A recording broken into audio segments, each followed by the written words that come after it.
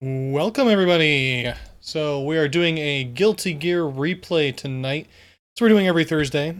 Before we get started, let me go over a couple things that we're going to be doing here. Get people to get more time to catch up on logging in and stuff like that. First off, go ahead and speak in chat. This is going to be up on YouTube, so your words will be forever immortalized. So be as smart or dumb as you'd like. Before I continue everything on YouTube, I just want to post a couple things on here. If you're looking for my YouTube channel, you can find it right there on YouTube. So you can see all the info there. Look for my Twitch channel and you're looking at this on YouTube. It's just going to be at the bottom. So you'll be able to see that there. I do live streams every Tuesday, Thursday, and Sunday at this point. Every Thursday is when we're doing our Guilty Gear replay. This is where we watch a Guilty Gear tournament that happened. That we didn't have any sort of stream or airing or anything like that. This is going to be the official airing while I'm editing it, and then the edited version will be on YouTube. So hi YouTube, you'll see that on YouTube. Before we get started with everything, like I said, this is our tournament. We're going to showcase a few people. We do these tournaments every week, sometimes twice a week, and so on.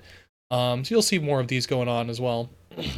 Regarding my streaming schedule, every Thursday we're doing this for the replay. Every Sunday, I do RPGs, so if you're interested, right now I'm playing Paper Mario. Having a blast with that game. It's been a lot of fun. And every Tuesday, we play all sorts of random fighting games, whether it's CVS2, Smash Brothers, Samurai Showdown. We just did that last time. You can watch us play there, too. Sometimes I'll just do an arcade mode run, something like that, as long as we're doing something on Tuesdays. Do everything. I do turn streams every now and then on, like, every other Wednesday or every other Friday, but those are more just, like, guerrilla streams, like I'm able to do that. So before I get started with the full tournament, there is a couple things I want to talk about. This is our Guilty Gear scene. I'm trying as best I can to try and promote the whole scene. Guilty Gear is an absolutely amazing game. It seems really hard, and it is difficult, but it's not an impossible hill to climb, and so many people have already made that climb just by going into our Discord and getting more info and talking to players and doing that kind of stuff. We want to make this as easy as we can for you. We love it when other people learn about this game. So if you're interested in joining the Discord link is right here. So you can see that there. You can either click it. If you don't feel like clicking it, you can also, if you're watching on YouTube, you can click on the link in the description. And if you're on Twitch, also, if you scroll down, there's a couple links down there too. I'm sure my Discord link's down there as well. It's not my Discord, it's the Guilty Gear Discord. I'm just an admin on it. And the last thing I want to talk about here, I got the YouTube link up there. Yeah, if you end up subscribing to Twitch, you get a couple emotes. So right now I just have these three, so you get the bike in one by default. It actually really helps me out, not just because, like, you know, I get a little bit of money, not much at all from subscriptions, but more just like trying to build up the amount that I'm able to do. Like if I can publish, I can become a publisher instead of just an affiliate and so on like that. It helps grow the channel, which in turn will help grow the scene. So any sort of little amount you give, like that kind of thing. Just talking in chat, that kind of stuff really helps because it just gets more people involved and things like that. It's really awesome. So without further ado, let's rock. We got our setup right over here. So for the brackets today, we've got Diar and Midi with Reis a little getting a bye. Windyman Red Witch with Bang getting a bye. Mike Z and Aligari with ClassicFightingGamer. That's me. Getting a bye. Akito gets a bye and Davida gets a bye. So we're going to do Diar versus Midi. Our next match here is going to be Diar versus Midi. So you'll see that one on there, on the bracket there. So let's go ahead and switch this over.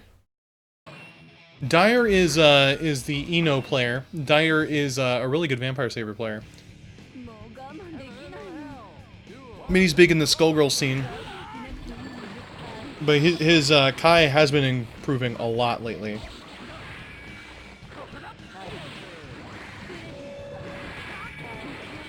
Eno is not an easy character. You've got really good mix-ups against your opponent. She's very difficult to play as, mostly because a lot of her inputs are very weird. So you've got like her Chemical Love, which is that move that does like a horizontal green bar or sometimes a vertical green bar, is a half circle back forward input. And if you're going to do a Tiger Knee with that, you'll do like half circle back forward with like an up in there somewhere, and then sometimes you need it with its momentum. It's like if you're running forward or doing a forward air dash into this one, you'll do like a an air dash tiger knee chemical love input with an FRC, and it's just one of the most complicated strings of inputs in the game. So Eno players have the most difficult execution barriers that you'd see. Eno's not the best character. She's not bad, not by a long shot, but a lot of her strengths come with her dash, which you can see that she flies forward like how Morrigan flies in Vampire Savior. So you immediately leave the ground when you're dashing forward, and it's really strong for doing like air throws and stuff like that. There you go, just like that. And also really strong for doing high-low mix-ups. One of the best characters for high-low mix-ups as well that you have to deal with. Her jump D kind of leaves her in the air, so when you are doing a mix-up, you'll do an attack, you'll hit with jump D, and jump D will kind of push you back up a little bit. It gets really confusing for high-low mix-ups as well. Midi just barely hanging in here by a thread. Nice use of note there. That note you can move just by holding directions. So our first point here goes to Diar.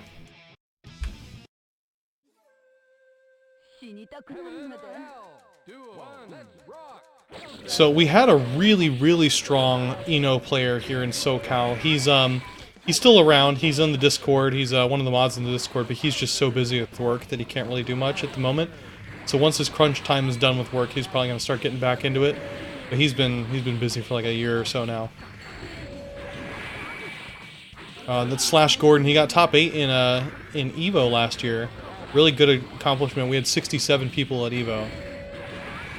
Speaking about Evo, don't forget to enter for the Evo tournament. I actually have the link here on the channel. You just do Evo right there and you can see that. I'll make sure I put the link in the description for the YouTube channel as well, if you happen to be watching this before Evo comes out.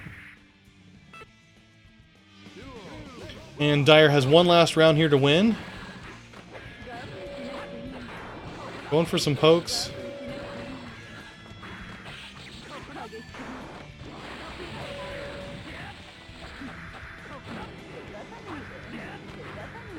Getting some good blocks in there. Cranking up that guard bar, but able to get through.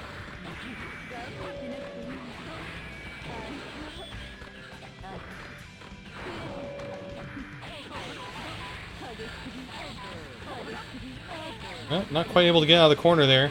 Oh, nice job.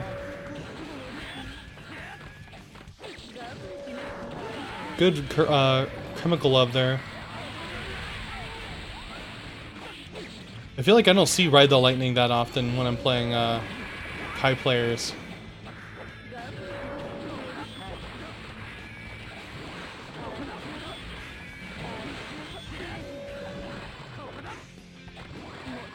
Now, one thing that people talk about when they look at this game and they're like, "Oh, what character is more like Street Fighter?" People think of Soul and Ky.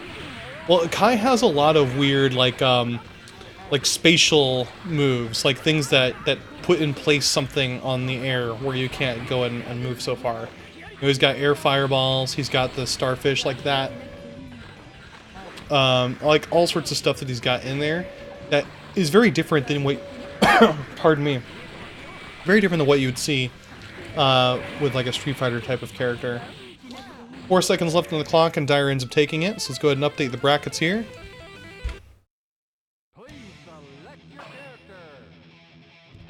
That was 2-0 in Diar's favor.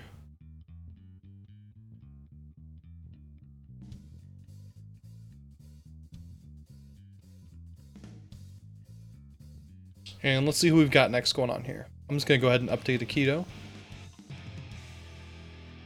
There we go. So let's see what we've got next.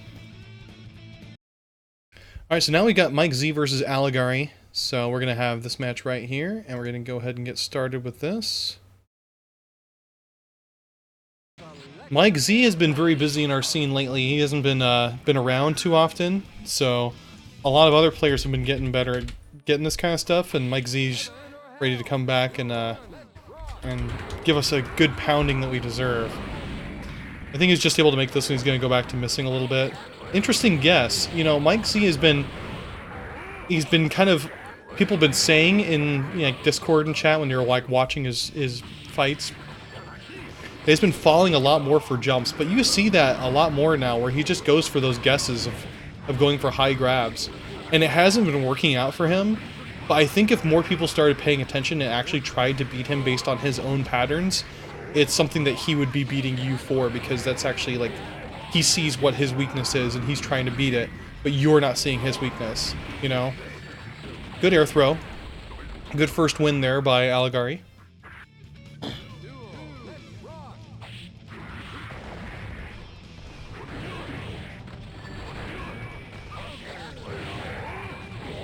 Oh, that was a risky tech there.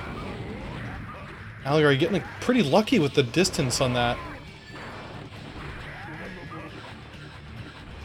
Just trying to stay away from that throw range. Oh, this is gonna hurt. Oh, he didn't go for the Roman cancel. Oh, I was looking at the wrong meter. Okay, Mike Z pretty far away. Not a great space for him to be. Ooh, hits Aligari with the slide head. That's not going to be pretty. Oh, Mike Z misses the throw, but goes for a 6H instead. Worthwhile move to do instead of a throw.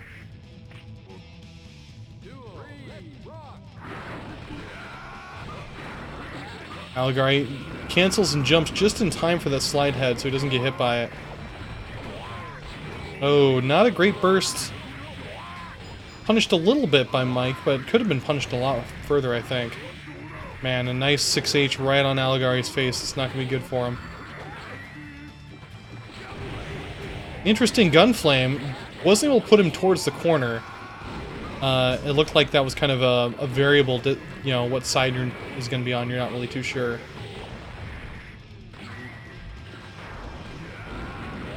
And trying to charge more, but hits with the slide head. Doesn't quite hit him with that super, but manages to recover in time to be able to hit him in the ground.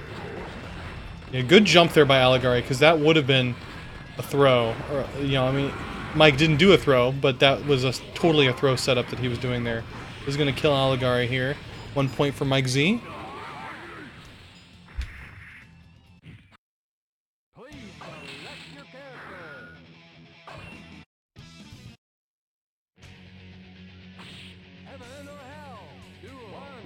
Okay. And they're going back at it here.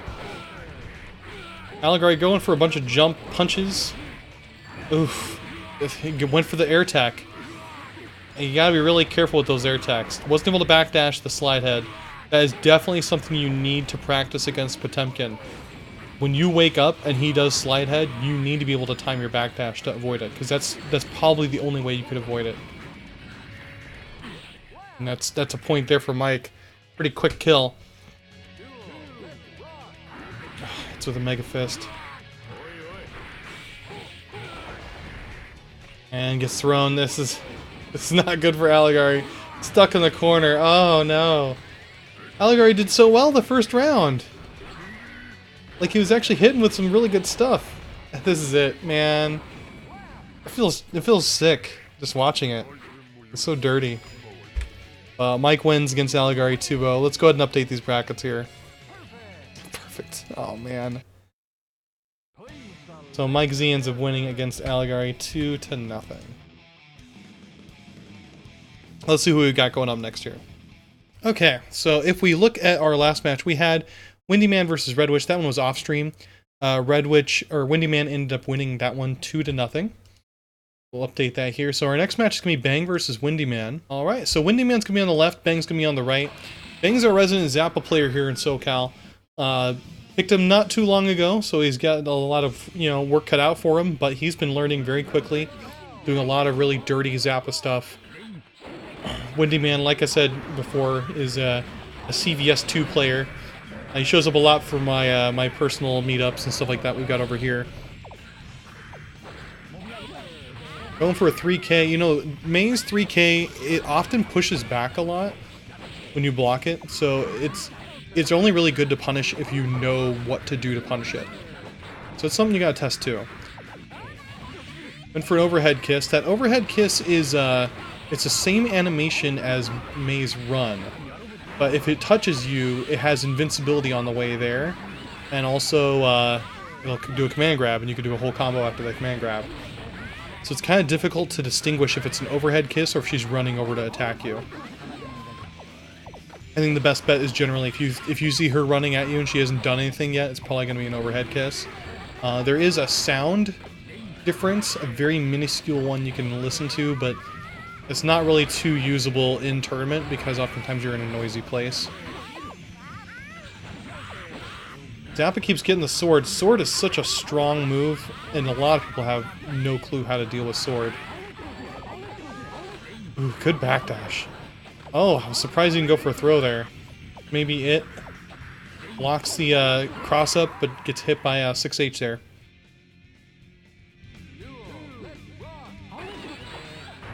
What was that? Just ducked underneath the dolphin or something? That's pretty insane. Alright, so he's got a sword out. I would think sword's actually not too scary against Mei. It just seems like, you know, Mei just quick and stuff and goes around it. Ends up getting rid of those ghosts there with her 3K. Sword is usually, from what I've seen, the scariest for a lot of players to deal with, just because it's this thing that exists in this box, and there's no way to attack it or cancel it or much of anything against it, you know? So you have to kind of wait for it to be done, and then you run away. And that's... a lot of people have difficulty just figuring that out.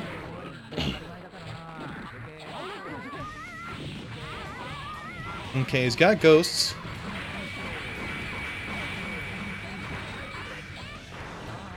So you saw there, when Mei does that super, it's complete hyper armor. So no matter what you're doing to attack, even if there happens to be good gaps, she's just going to keep going. So she was possessed by the ghost, and she was getting hit by rocks and banana peels, but still kept moving forward. It's definitely something to keep in mind for that, too. Good block. That's a sword, but loses a sword.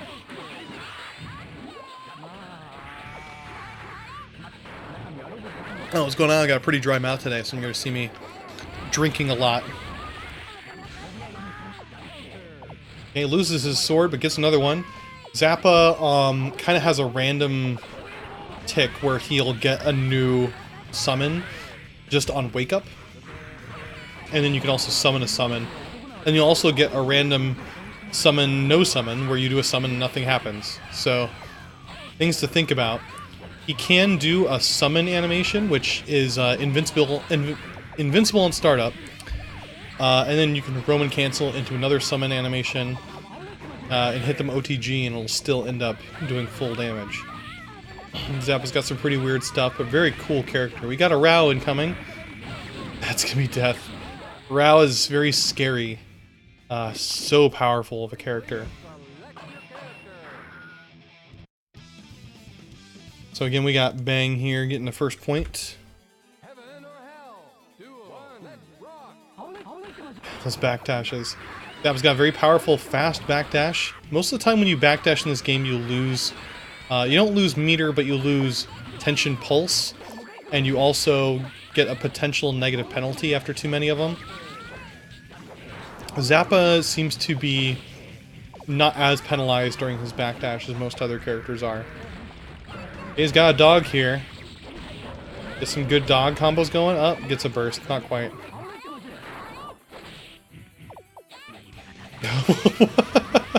Just punches above him, doing nothing. That's great. Okay, hits with dog. The dog can do 2 attacks twice, and then it needs a recovery, and then can do 2 attacks again. It can't do 2 attacks like that right on summon. I think it takes 30 frames before it can finally do something on its summon. But then you get 2 attacks and it has to recover, so... Got a good sword. Sword is so scary. There's a meme video about how to deal with sword. It actually has some interesting information because you usually can't hit high with that sword unless there is a move that you can hit high with it, but you usually can't hit high with it unless you unless Zappa's in the air. So if you see Zappa jump, start blocking high. Ooh, I crossed up. Zappa getting another sword.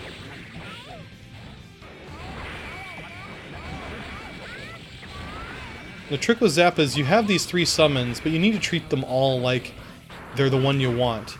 if you're like, oh, I'm good with sword, but I'm bad with ghosts, you're gonna have a bad time with Zappa. You need to be able to use all three of them.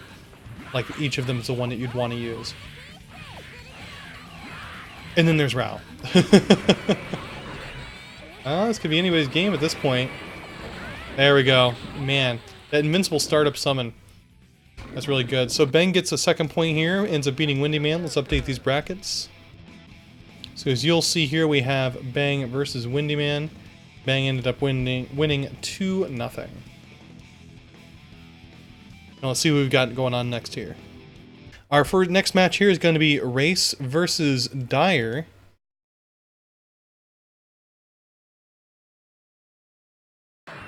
You'll see Diar on the left over here. Reis is playing the Order Soul. Reis is a Johnny player, but he's been playing a lot of Order Soul lately. He's been one of those players where he's like, I'm going to play my alt for a while and just kind of get used to the alt. DQF was doing the same thing last time with Cliff, saying, I'm just going to play Cliff.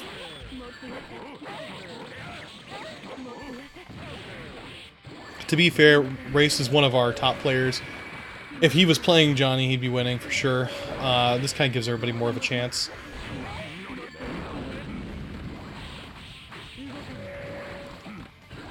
You know, I'm glad Mike Z showed up because we haven't been beaten by Potemkin a lot lately. So it's good.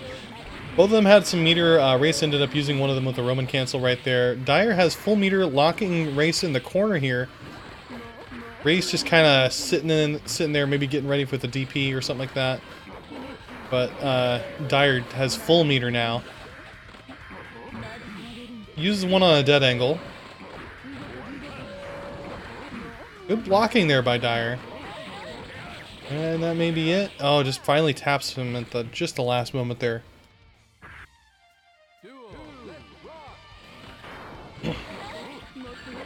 Yeah, Diar has a really strong Eno. He's been playing Guilty Gear a lot longer than some of the other players, but he's just been focusing so much on Vampire Savior lately that he hasn't really been like practicing in this. He's just at his normal level, which is fine. I mean, he's got a really good strong level, especially with Eno. Look at that, doing the Chemical Love FRC stuff going on. Definitely no slouch with this character. Reis hits with an overhead with a counter hit that's going to lead to a full combo in the corner there. Still got full meter. Good block on the burst there.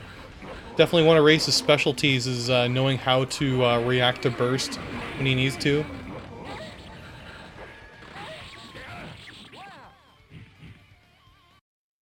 And the first point here goes to Reis. Playing on the forbidden stage here.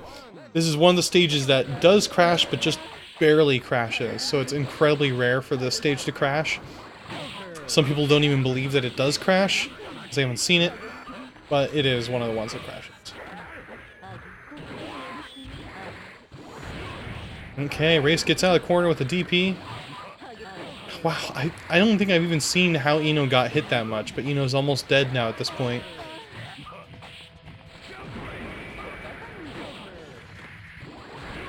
Now, Order Soul's Gunblaze, the move where he goes on the ground and leaves these, like, flashes of fire underneath him. It's got a weird thing where, you know, you don't know what direction to block sometimes if he's going around you and then you have to block. So they actually, to prevent it from doing, like a really cheap cross-up where it's just always what you do because people don't know how to react against it, they actually put cross-up protection in that move. So, like, I don't even know what the correct direction is sometimes on how to block it, because you can block either direction and that's fine. However, in Guilty Gear, they remove cross-up protection if you're doing a faultless defense. So if you're faultless defending Gunblaze, you have to block it the correct direction or you're going to get hit. So that leads to some very difficult decisions to make when you've got very low health and he does that move. Like, okay, do you faultless and hope you block the right direction? Or do you just try and block the right direction, you know, and get cross-up protection and take the chip damage? So sometimes it's a difficult decision to make. Life or death decision. Good combo there in the corner. Nice mix-up. Very much Eno's specialty. Eno still has full meter, but that's not going to help. Death right there. Is that another point for Reis? Yep, there we go. Reis ends up taking it 2-0. Let's go ahead and put these on the brackets here. So Reis versus Diar. One ends up being 2-0 Reis, and let's find out who we've got going up next. Okay, so up next we've got Mike Z versus CFG, or Classic Fighting Gamer. Let's go ahead and pull this one up here. This is bound to be one-sided. As Mike Z says, this is 6-4 in Biken's favor. I'm sure we can all agree.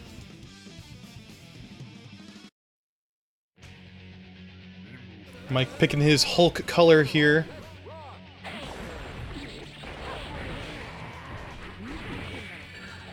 Okay, the place I do not want to be is waking up right next to Potemkin, because that just means I've pretty much died at that point. Like that. So I did a backdash because I was hoping I'd guessed right about what he was going to do. Gotta be very careful with what I do with here. Oof. I hit with that hammer fall, that's gonna hurt. Not gonna kill, but it's gonna hurt. Good backdash. Man! Fucking Potbuster, man. Ah, I hate fighting Mike Z so much. I end up hitting with a 6P, kinda luckily. Nice. Wasn't able to do any sort of conversion off that. I think I just guessed the wrong thing when I was going up in the air. That got lucky as hell. Okay.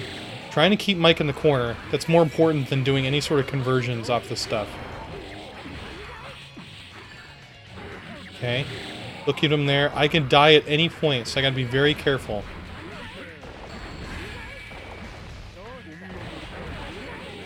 Man. Okay, good burst. Good burst. Alright, nice poke. Alright, so I got a round. That's good. I'm just watching, like, my heart's pounding. It's like, don't make the wrong decision. Be very careful with those hammer falls. Okay, get out of the corner with Oren. Good block on the... That's scary when you're in the air. And, ah! I knew it was gonna happen. I gotta backdash that more. Okay.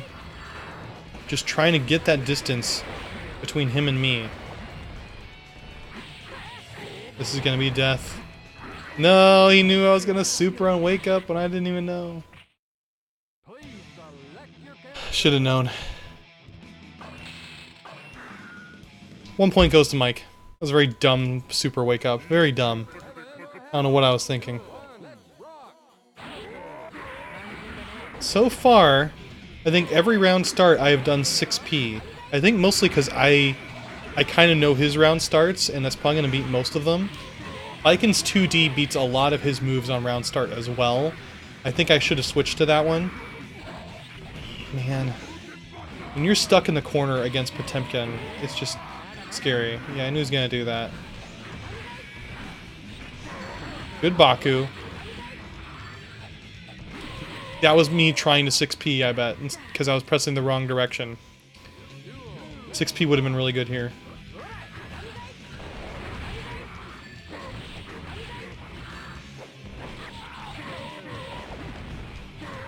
Okay, good Baku. Getting out of the corner. That's what's most important here. Okay, watch out, because if I start doing those Tommy mats, he's going to do more of a hammer fall. Hammer fall? Nope. Slide head. Tagged my backdash with his 6K. There we go. Ah! I should have known he was going to burst there. I can see it coming right now. Oh, and I didn't do my follow-up. If I did my follow-up for the chain, that would have hit him.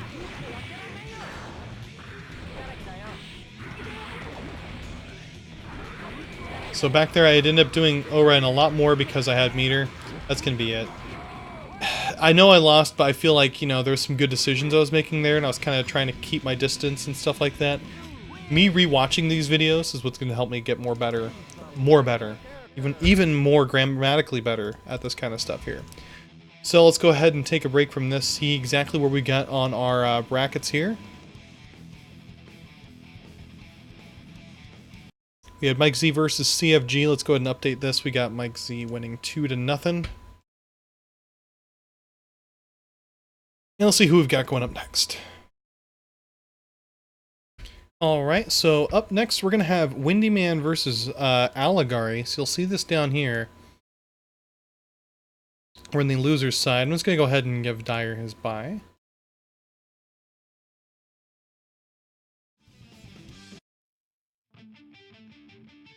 Heaven or hell? Duo. Let's rock.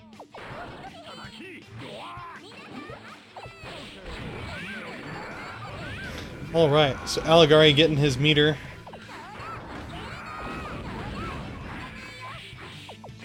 Getting hit with overhead kiss. It's so easy to get hit with overhead kiss. I hate maze buttons so much, by the way. I hate maze buttons.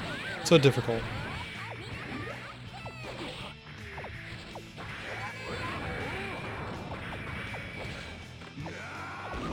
Okay, Aligari is now at full level 3. Means if he can hit, he's going to do a lot of good damage with this. Not something you want to do off a throw. Throw does 50% pro rate. Not able to hit with that.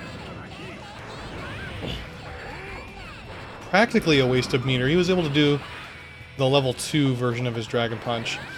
So one thing about Order Soul is when he's using his meter, his charge meter, it actually slowly drains. And while it's slowly draining, whatever it's still left in, you can keep using that. So you use a level 3, and you can do a couple level 2s before it goes down to level 1, for example.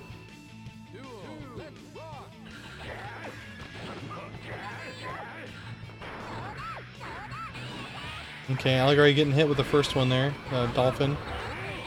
Does a follow-up, but... he's trying to lock down Aligari, but Aligari ends up escaping, getting full charge meter. Good air throw. Tries to go in for a burst throw, it looked like, but wasn't able to pull it off.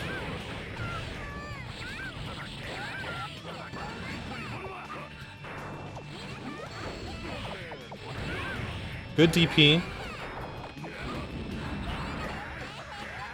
Now, Order Soul's DP does have a couple frames of startup where he's not invincible.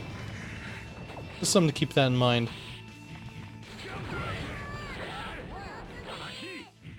My first point there goes to Aligari.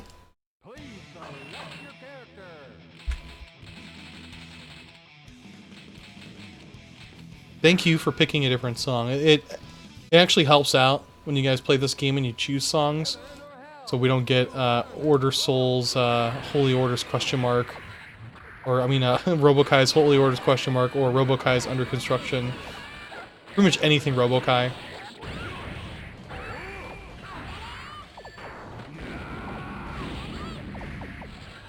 Now Aligari and Windyman do play on occasion with each other.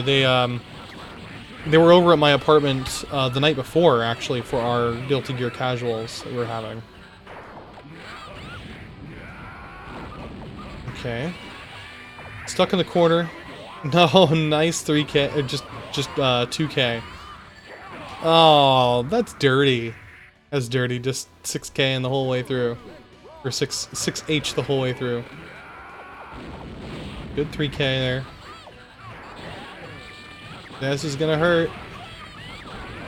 Good burst on Windyman's side.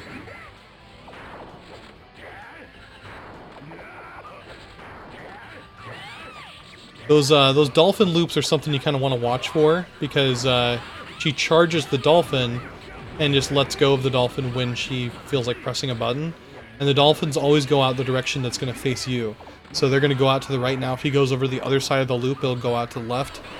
So this is some sort of bait that she puts out there.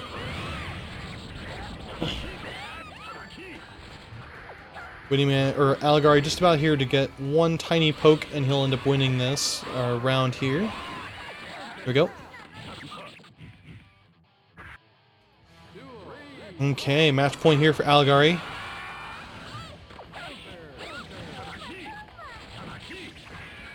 Overhead there.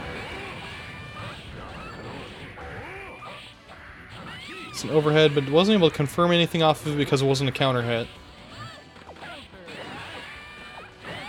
That's gonna hurt. Oh, maybe not. Never underestimate May's weight.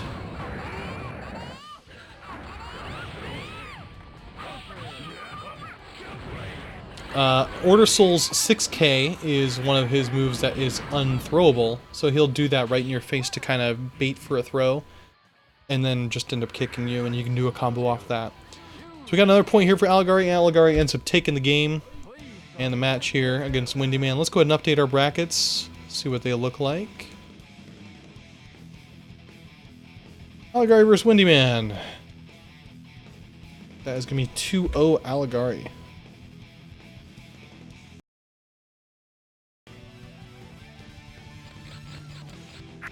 Let's see what we've got going up next. Okay, so up next we've got CFG versus Red Witch. Like I said, Red Witch's been playing a bunch of different types of characters. She's been picking up Abba, Soul, Baiken, a few others and stuff like that. I think she's trying to find out what character's going to fit her best. Unfortunately, Abba is a pretty steep learning curve. Manages to block the overhead, that's good.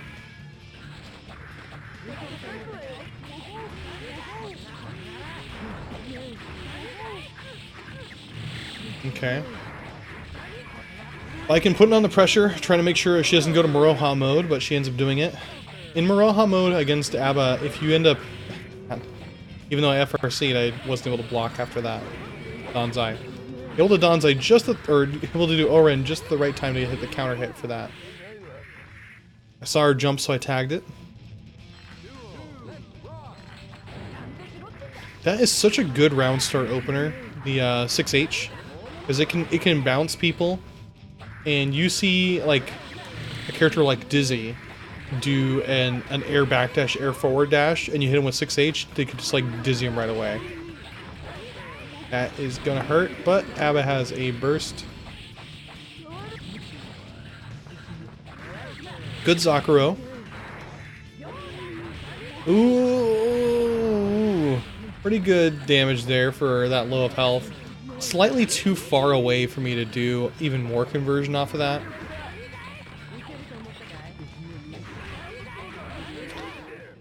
Blood Pack, when you're that low, is just gonna kill you so bad. But it makes sense. I mean, you're not gonna die from Blood Pack double-edged damage.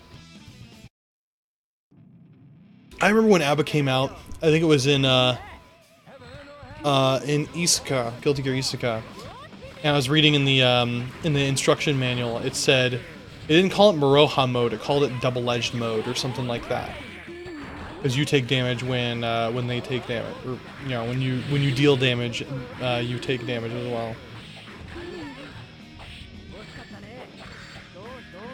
well. But you also get that damage back. Actually, get different amounts based off of different types of ways you get it back. You've got the blood packs, and you get it back from the blood packs. But you also just putting that pressure on there. You get it back from the blood packs, but you also get it back from the command grab. Nice super, nice super. Don't let her use the blood pack. I think with the blood pack you get like 80% of the health back, and with the command grab you get like 120% of the health back, something like that. You get a little bit more. The super, if you hit with Goku Maroha install super, you get just as much back as you would with a blood pack.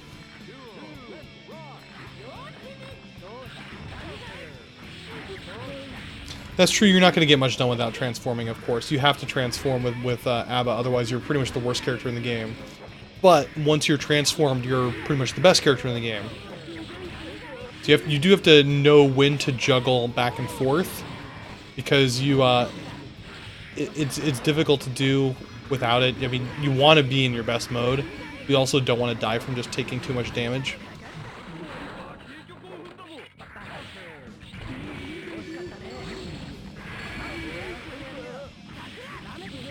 So what you saw right there was actually a really smart setup by Abba. You do the Force Break Blood Ball, and it's actually a multi-hit projectile block. And then you do that overhead. That overhead with Abba is actually an unblockable. It looks like it's just an overhead, but it's a full-on unblockable. So that's actually an unblockable setup. The problem with that is I'm biking. And biking, if you block anything, you just go through it, you know? So, and unfortunately, it won't work against biking. It'll work against pretty much any other character. It's a really smart setup. I didn't know Red Witch knew that. So let's go ahead and check our brackets out here. So that was Classic Fighting Gamer versus Red Witch, and I won 2-0. And let's see who we've got going up next. Okay, so up now we've got Aligari versus Diar. You'll see this spot here on the bracket on the right. So we got Aligari and Diar.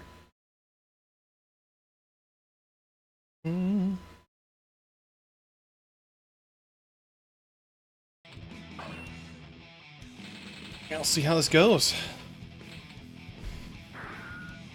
Like I said, Diar is very, very strong Eno. You definitely don't want to underestimate his Eno.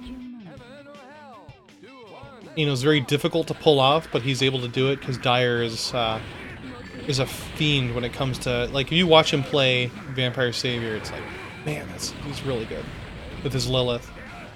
Good couple of air throws there by Aligari.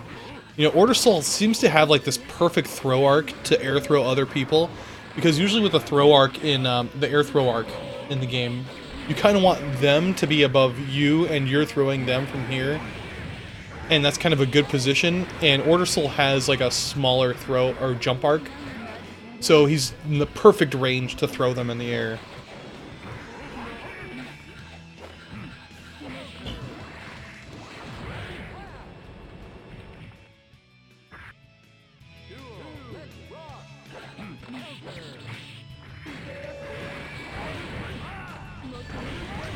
Keeps going for those dragon punches there.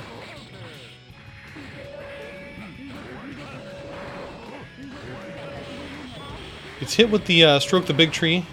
Wasn't able to wiggle out there either. Good counter hit. Wasn't able to do too much of a conversion off there. Went for a charge instead of more. There's another air throw. Air throws are so sick in this game. Good conversion. Ends up crossing up in the air. Another air throw. And Aligari takes the first point.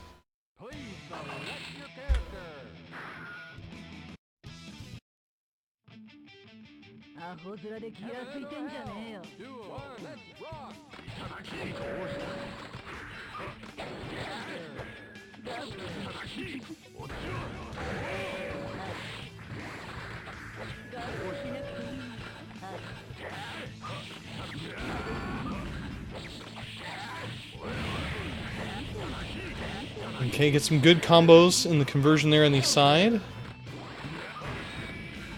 Diar still trying to survive here. Just getting punished.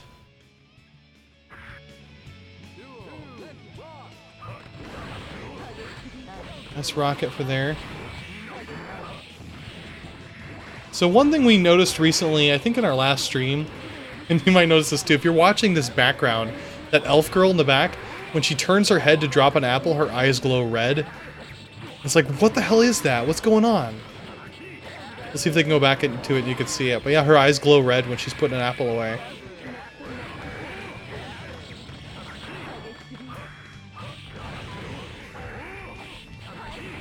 There you go. I don't know if you can barely see it there. It's just like, what the hell's going on there?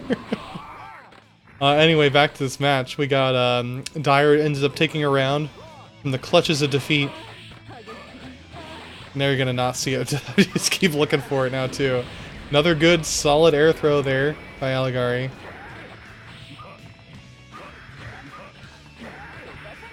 Aligari putting the pressure, keeping them stuck in the corner.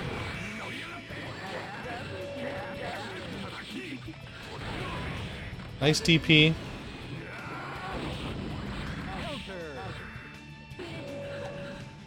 You know, it kind of looks like Diar's just afraid to go in against Aligari. Like, he's not doing the normal Eno play of stupid rushdown.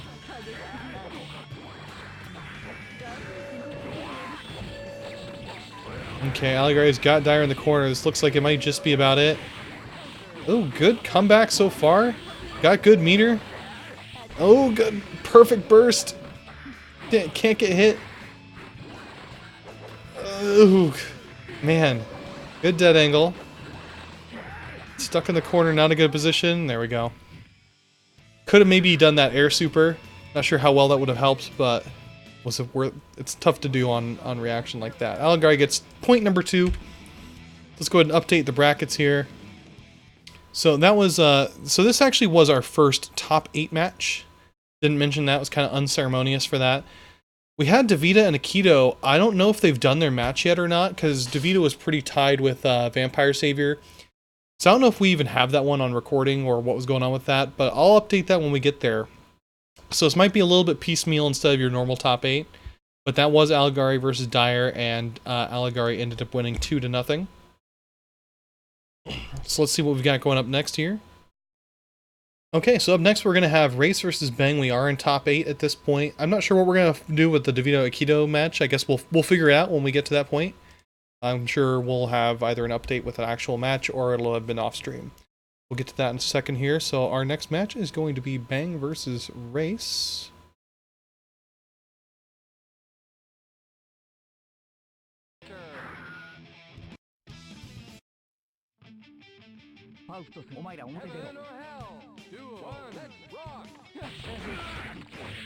Like I said, Bang's got a Zappa going. Zappa's very tough to deal with.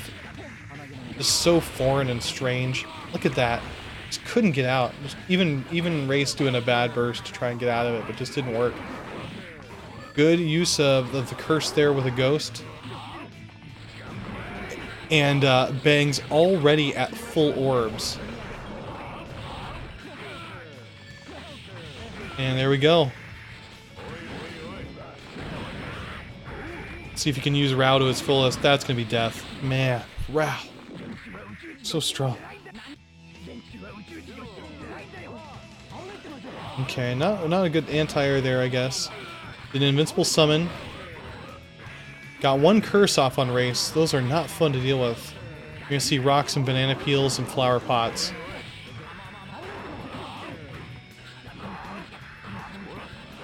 Fortunately now you can't stack ghosts like you used to be able to. It's just it refreshes a ghost whenever you get hit with a new ghost.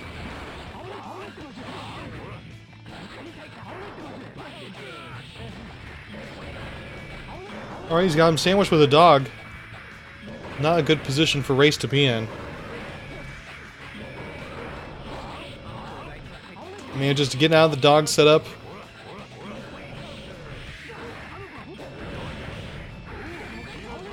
Getting full charge there. Man, just to hit him in the air, just barely. Centipede super. So what a lot of people don't realize is that Centipede super that Zappa does, it is invincible in startup like all sorts of other Centipede moves that Zappa uses, but it also de-summons whatever he's got. So, for example, if you've got Rao, you probably don't want to do that super, or if you want to get rid of Rao, you do that super to get rid of Rao. Ugh, interesting gold burst there. Barely any time left on here. Anybody's game. One hit left. Okay, there we go. And Reis takes that round.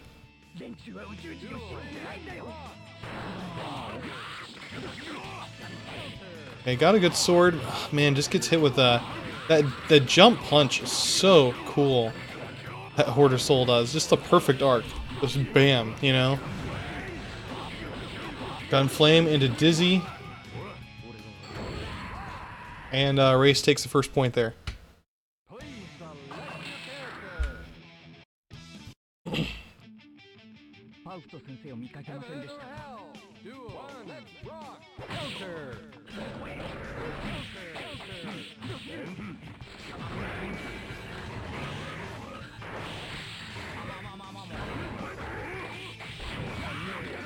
Okay, Reis and Bang just both slapping me a little bit there.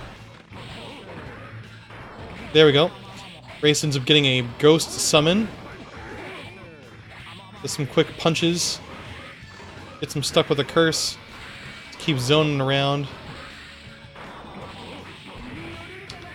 Reis gets in a little bit. Ooh, nice anti-air with his 5H. Very strong move for that. Good use of summon to stay invincible during Order Souls Dragon Punch.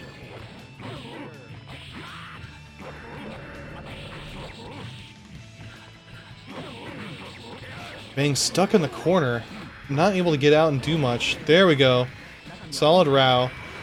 Still anybody's game. Nah, I was gonna say not anymore, but that's gonna kill Bang right there. Yeah, there we go. That's a shame when Row's summoned and you lose.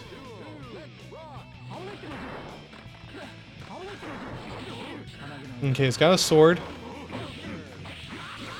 Reis just dominating Bang tonight. Just keeps getting those D summons, just quick attacks. Getting in there.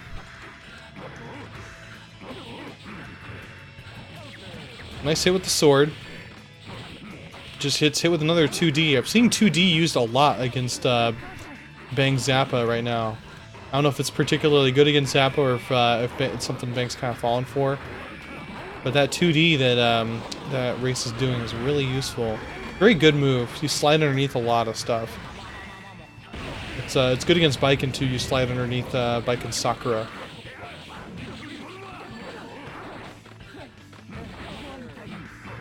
Okay, Bang has full meter. Let's see if he can do something with it. That's gonna be it. Okay, Reis takes the game. Ends up being 2-0 Reis. Let's go ahead and put this up in the bracket here. Please select your character.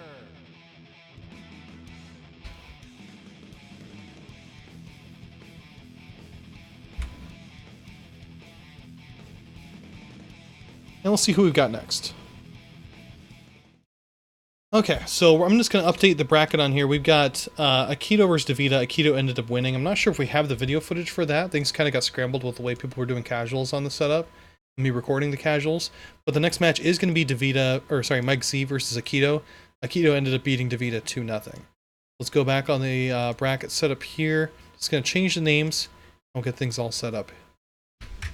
Okay, so Mike Z's Potemkin on the left. Akito's Robo-Ky on the right. Heaven or hell. Duel. Let's rock.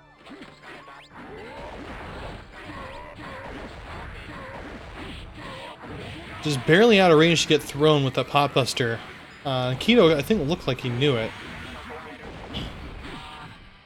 It's always so scary because anything pot does, you get hit with that pot buster and you're gonna have a bad time.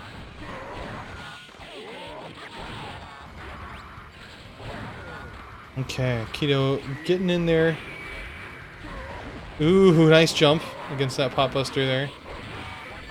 Yeah, ooh. So scary air teching against Potemkin.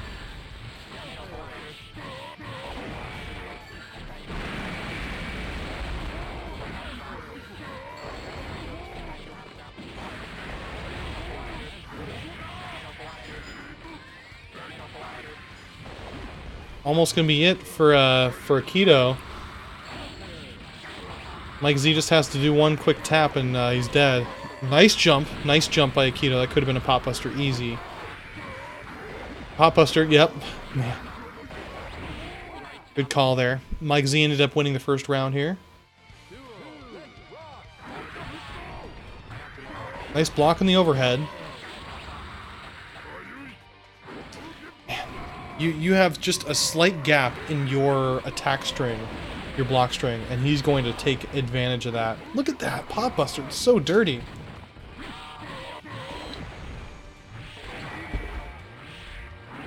Now Robo-Ky has one of the worst guts in the game because he's not a flesh and blood creature.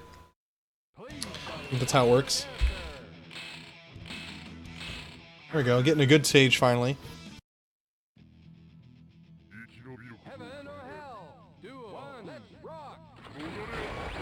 He's starting around with a finger flick. Not sure what he was hoping Robo-Ky would do there. Robo-Ky just putting a mat down, getting some meters, hanging out on the side. Doesn't need to attack forward until he's got that meter going. Oh, just barely hit. Wasn't sure how it would actually work. Interesting use of that super because it didn't end up like completing the whole Dragon Punch part of the super. Nice jump out. Aligari's been really good with his jump outs against Potbuster.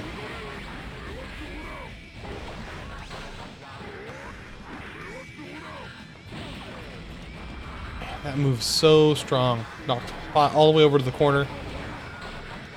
Keeps doing exhaust.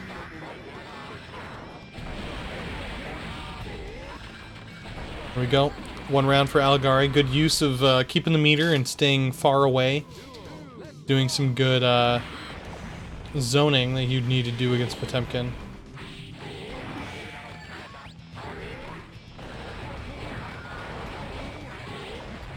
Man, that Potbuster distance is so big.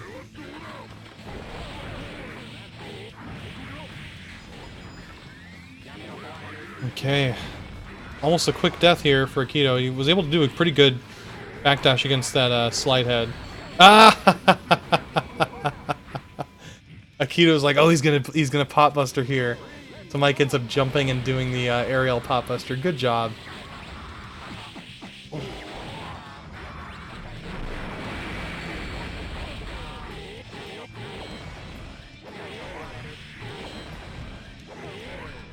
Mike doing some interesting mix-ups with Potemkin.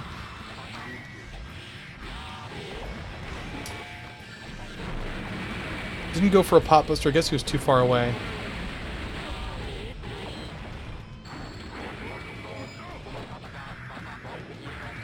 Ooh. Managed to miss him just through the backdash there. Potemkin, of course, is one of the strongest backdashes with only one frame of vulnerability at the end. I think it's a 19 frame backdash.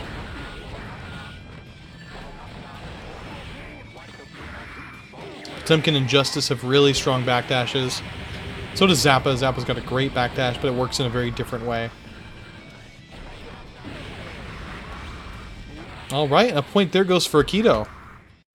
Now 1-1. Mike seems to be getting a little bit savvy to how Akito is getting out of those Potbuster setups that he's been doing. You know, there's a lot of like theory crafting that people do in Discord about fighting Mike. Just because it's like, oh, you see him play this way. But what a lot of people don't realize is, yes, like, okay, you fall for this that Mike does, and he'll do this because he keeps seeing you fall for it. But just because he's doing that doesn't mean it's a pattern he's always going to follow. He has other patterns that he does. Like, oh, you get hit by this, you're always doing this, he's going to do that. But then if he sees you starting to jump out, he's going to do things like that aerial Potbuster, you know? He is... The way Pot works is he looks like he's one-dimensional, and Pot players look like they're one-dimensional, because they keep doing what works. But when that stops working, Mike knows the contingencies to get around that other stuff too, but doesn't look like he does just from watching videos of him, because you're not going to see him do any of that stuff. Look at, see, that's exactly what I was talking about. You know, he saw what kind of thing he was going to do for getting out, and he went for that. So you'll see Mike actually switch things up when he fights an opponent who reads him and actually like learns him a little bit more. So the thing is, don't underestimate Mike, even if you think you've read him like a book, because you haven't. There's a reason why Mike always wins so much. Like, he gets so far in brackets with what he does. It's gonna be pretty much it here for Akito. Akito just barely raking it in there with the 90% exhaust explosion. There we go. Can't kill yourself with you exploding yourself. Interestingly enough, you can slash back your explosion. So Akito is at 1 health now. Literally 1 health. That's gonna be it. 1 point for Mike Z here, and he's gonna take the game. 2-1. Let's go to this bracket here and see what we got. Please select your character.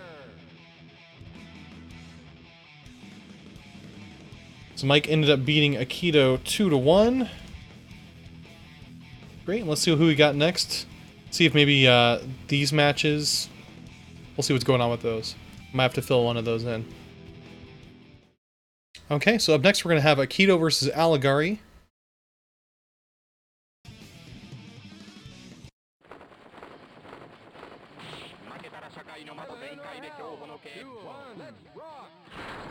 Aligari backing up, charging his meter.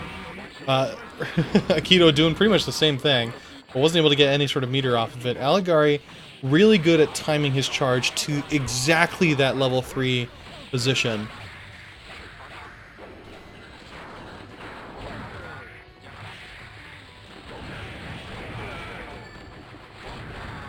So one thing you'll see with level 3 on the charge meter is you actually end up, that overflow goes back to level 1. So if you charge all the way to level 3, you're going to be almost at level 2 when you're done using your charge attacks. And that missile's coming back down. It's a good pick there from Aligari. It was good for one rocket, but not the second one. Couldn't have dodged that one. Aligari mashing those punches.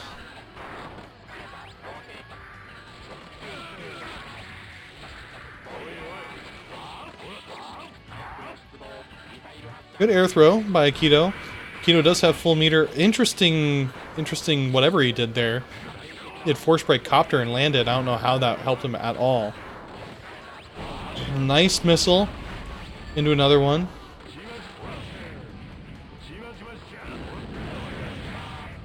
Aligari doing a DP, getting Akito there.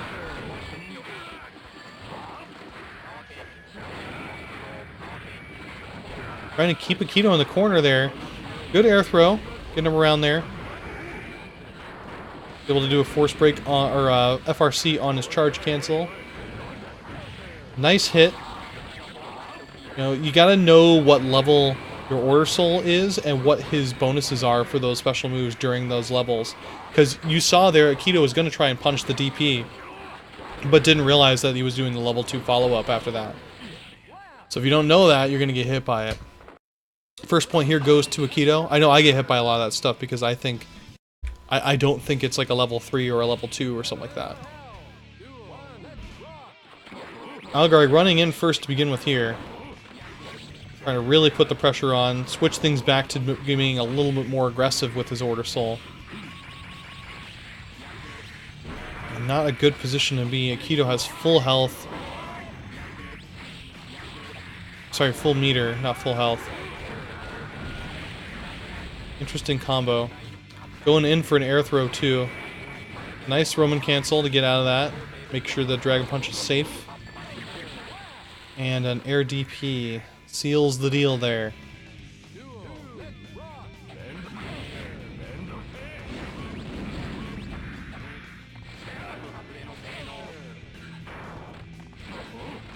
Okay, Aligari does have full charge. See how well he can use it. This is gonna hurt. Now, Robo-Ky is a heavy character, so he does fall faster. This is something you gotta watch out for.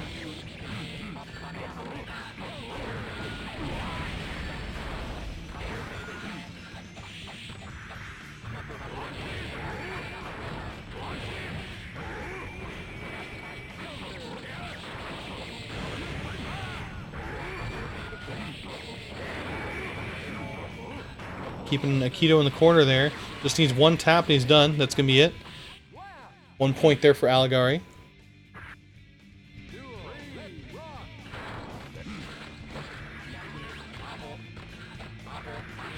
Okay, Akito keeping him in the corner. Nice knee missile. But he ended up going way too high. He was able to escape from that.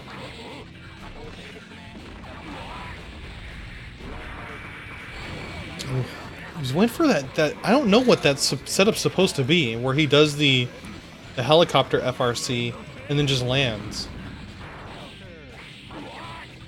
I don't really understand the point of it.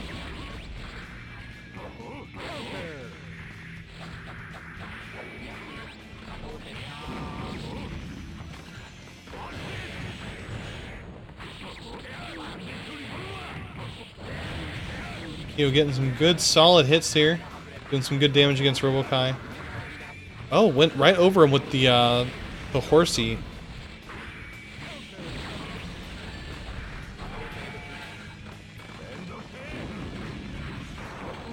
Both of them playing some really strong footsies here. There we go. That's gonna hurt. Oh, never mind. It's just level 1. I thought it was level... He had more charge at this point. Ooh, missed the super. Wasn't able to get the full thing on it.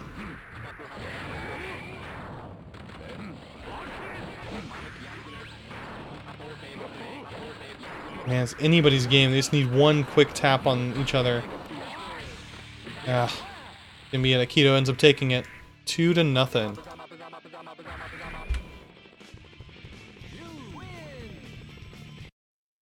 So let's take a look at the bracket here. This was Akito versus Aligari, and Akito ends up winning 2-0. Let's go ahead and see who we're going to have next here. Okay, so some of these were lost to the winds of time. Don't know what happened to them, but the Davida versus Midi match does not seem to be here. So we have Davida ended up beating Midi 2-1. Updating that here, and then CFG ended up defeating Davida 2-0. And now we're gonna do Bang versus ClassicFightingGamer. Right. So two very top tier characters in this game. Zappa and Baiken. These always seem to go pretty long when I fight them. Okay. The sword, you would think Baiken can just get through the sword with her Terminator run. But it's really not that simple. Because he can just do any low attack and just beat me through it. Okay, I'm not too worried about the dog, because you can just kind of punch the dog to get around the dog. Once the dog's been punched. And as you do, you just punch dogs. Once the dog's been punched, you lose it. Oh, I thought he wasn't quite flush in the corner, so I was going to hit him with an O-Ren, but it didn't work.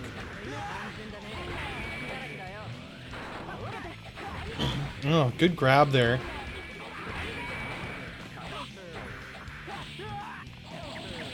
Nice, nice. Ooh. That centipede being invincible in startup is so difficult to deal with.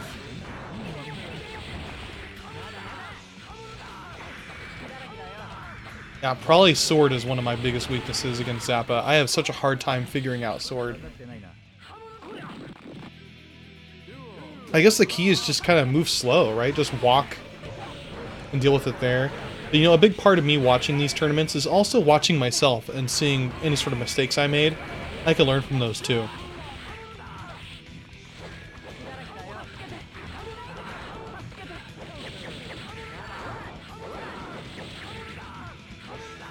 Okay, good use of aura in there to get around the sword.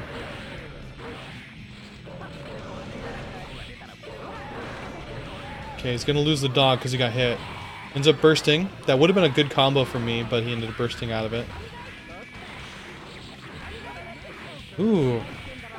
Nice air throw. Not gonna get anything off of it. He was a little too close to the wall there.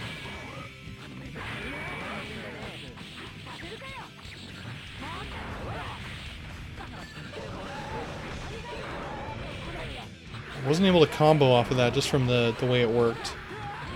Just doing it over into escape. I had some. I'm looking at his meter. I thought I had full meter there for a bit.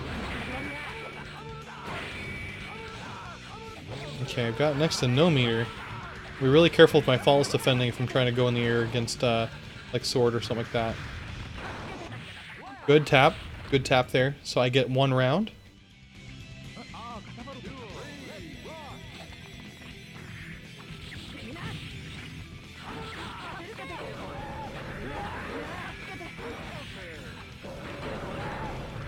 Okay. That was a pretty neat mix-up there. I'm glad I did that. But he blocked all of it, but it was pretty cool looking. Doing overheads, cross-ups, over-unders, stuff like that. So, Zappa's, was it just his 5H, the split? Ooh, that's the unblockable one. I don't know why I did the unblockable one instead of a different one, but yeah, that's the way it goes. So Zappa's, I think it's his 5H, his spit. The spit on the ground, when it lands on the ground, is actually able to hit you. It doesn't do any damage, but it does knock down. Thought he was going to go for something after I hit the dog. That's why I just stopped there. But I got around, so I'll go ahead and put that down.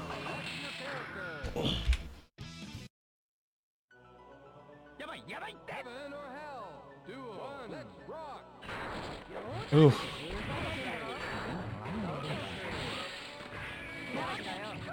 Keep doing those Orens. He keeps getting hit by him, but man, that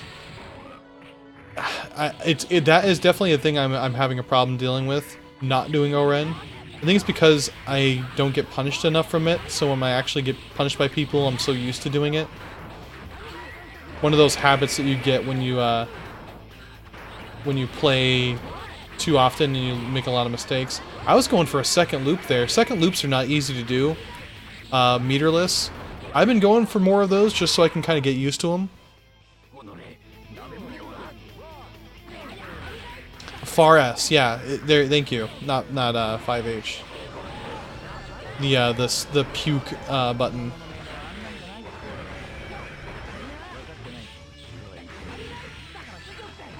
There's a lot of interesting changes they made between Axe and Core and this one. Like the dog, like Big Chomp isn't unblockable anymore.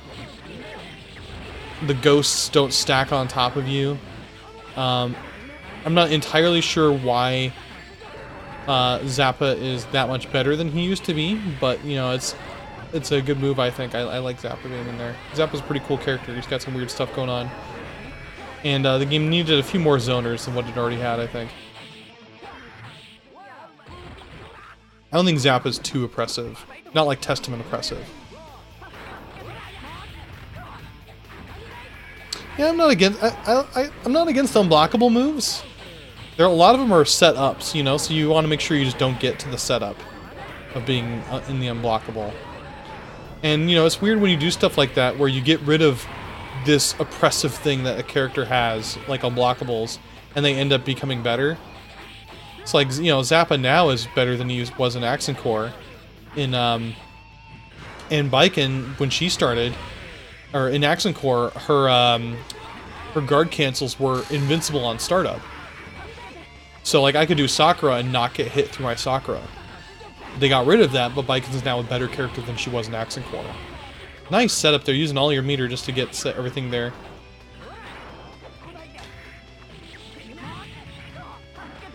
Throw him out of there. Good Baku, that's going to kill.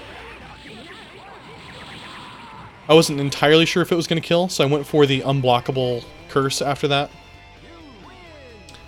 So Baiken takes 2 at this point. Let's go ahead and take a look at the brackets and see where we're going from here. So we're now ready to start top 4. We take a look at our brackets here. We're going to have Mike Z and Reis in winner's side, and then Akito and ClassicFightingGamer in loser's side. So let's see how this works out. Alright, so we got Reis versus Mike Z. Again, this is winner's final, so this is going to be 3 out of 5 for this one. Heaven or hell. Duo. Let's rock. Reis backing up. Man, Mike Z's really good at hitting with that 6P for anti-airs. Mega Fists to back up. You know, Reis doesn't play around. He knows how to fight Mike Z pretty well. Unfortunately, he's not playing as Johnny. Johnny would have a better matchup against Potemkin, from what I understand. Stuck in the corner, though. Not a good place for any character to be. Nice use for hitting him with the 2D in the air. Was able to jump out. That's good. Keeping Mike in the corner. Just really being cautious about it, but Mike ends up taking that round. Nice slide head around start. Slide head is a low hitting move if it actually hits you physically. If it's not hitting you physically, like if you're just getting hit on the ground, then it's if you touch the ground you get hit as an unblockable, but it doesn't do any damage. Just knocks you down. Okay, Mike didn't have any meter to do any sort of follow-up after that, so wasn't quite able to kill. Reis just barely able to get out of the corner there.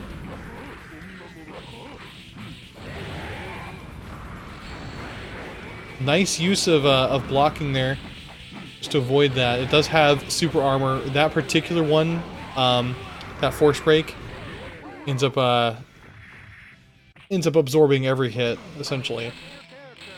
Mike ends up taking the first one with a good anti-air 6P.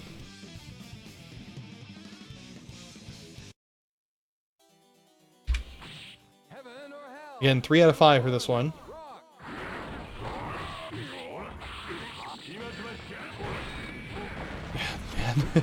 Hammer fall into Potbuster. Who would have guessed, right? But when you've got death staring you in the face, it's so hard to just think that maybe he's gonna hammer fall Potbuster at you. Look at that. Man, that's what he's gonna do. It seems so obvious when you watch the videos like of this, but it's like in the heat of the moment, it's like fuck, fuck, fuck, fuck, fuck, fuck, throw. You know, you're not sure what you're gonna do. All right, Mike gets the next round. That just seems so like the world is futile when you're waking up right next to Potemkin in the corner. Good hit. That could have led to something, I think, instead of him just going to charge. It's 6p.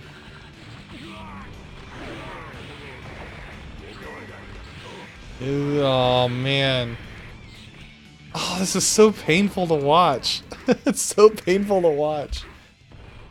It's just like, just tears through everybody. And again, this would probably be a different story if Reis weren't playing his secondary character, which is Order Soul right now. But he, along with a couple other people like DQF, deciding they're just going to do secondaries for a bit.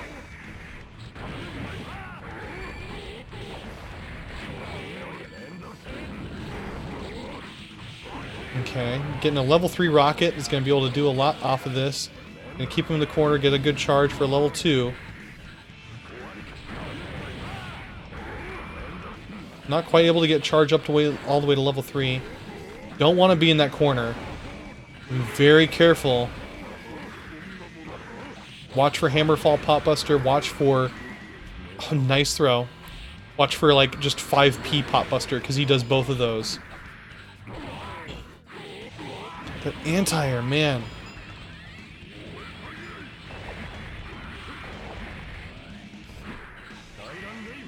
That's gonna hurt against Mike. It's still anybody's game. Man, that's it. Oh, no, no. That's it for Mike. Okay. It's so scary watching Potemkin with Mike being behind the wheel. So I feel it myself. Like, it's doing Hammerfall at you. Gonna do Hammerfall, cancel into Potbuster. Alright, good.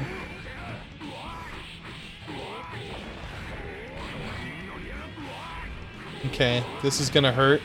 Right in the corner here. Pot. Ooh, man, got a lot of meter just from that. Good air throw. In order to switch Pot into the other side. Don't let him leave. That was a really close anti-air 5H. Man. Slide head. Oh, no, he's going to Mega Fist tap. Nope. Ah! That backdash. Oh my god. Oh. Man, it's so bad. It's so bad watching this.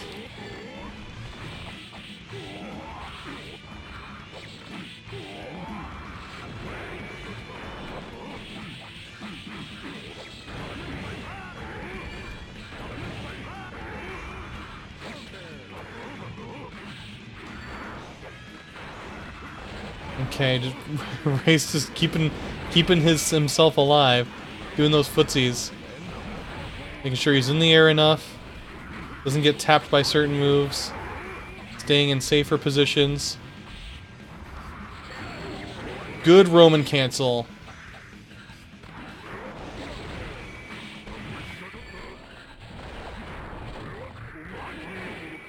Good air throw, good air throw. Just needs a little bit. Potemkin can kill still pretty quickly, so you gotta be very careful. That's gonna hurt. Keeping him close because he knows that... Oh no! Oh no! No! No! You lost it! Ah. Oh. See, I noticed that Mike was doing the heat extend to throw them away whenever a race would have meter. Because you can do more on meter on wake up, but... You wouldn't really have that one in that last one, so he didn't do the heat extend, because you do not want to wake up next to Potemkin, and Potemkin wants you to wake up next to him, so he can do his mix-up then. Let's go to the bracket here. So that was Mike Z versus Reis, and Mike Z wins up 3-0. Ouch. Look at these brackets here. But Mike Z ends up winning 3-0. Let's update the names on here and find out who we're going up against next. Okay, so up next is going to be ClassicFightingGamer versus Akito.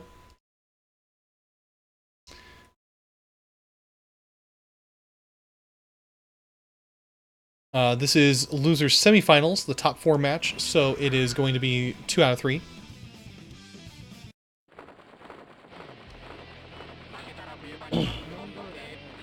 Now, both Akito and I were fighting a lot the night before during our kind of casual sparring matches. So we were getting a decent amount of experience against each other back then.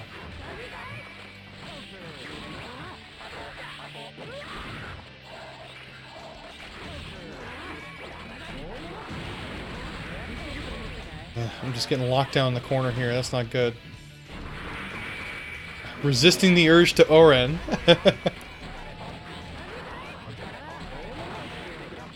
Okay. Getting some momentum back on there. Ouch. Face full of rocket. You know, that actually, I think that does a lot less damage. You just get hit with the one rocket instead of it splitting up. Alright, good use of Terminator Run to get through there. Let's hit with a late Tatami Mat. There we go. Tapped him from his backdash. Wasn't able to get too much off of that because he has is heavy in weight and I just wasn't in a good position. Ah. Oh, I thought he was going to do a command grab. I totally thought he was going to do a command grab. So good use of Tiger Knee Dragon Punch there.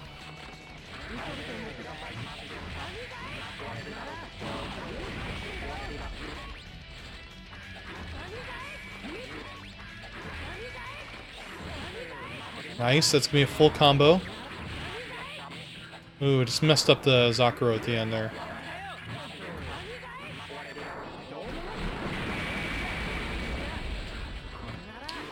Just riveted by this. Alright, I'm stuck in the corner. He keeps doing 5k. I hate that 5k button. It's because it's a normal 5 kick. You're not holding down, but yet it's still a block. Good throw tech. Okay, he does have, if he does knee rockets, it's going to be the returning type. He lost a lot of his exhaust, so he should be okay there. Good use of Sakura FRC. Too heavy for me to really follow up there. I just missed up the timing a little bit.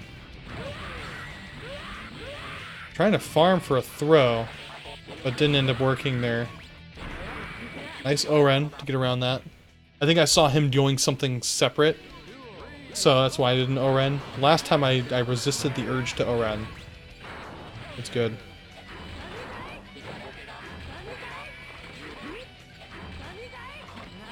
So speaking of Baiken, I actually had to unlock Baiken for our Guilty Gear 1 tournament that we're gonna have at Anime Evo. It's gonna be blast, Guilty Gear 1. But I had to unlock Baiken, and to unlock Baiken you have to beat the game as either Soul or Kai without losing once. And then once you beat Justice, Baiken will be unlocked. So I just unlocked her. And she's got some crazy stuff in that game. Like, you can Yozansen into Yozansen, and Yozansen always makes you go higher in the air. So yes, that means you can Yozansen until you're in the top of the screen and just keep Yozansening until time runs out. And yes, she's a legal character.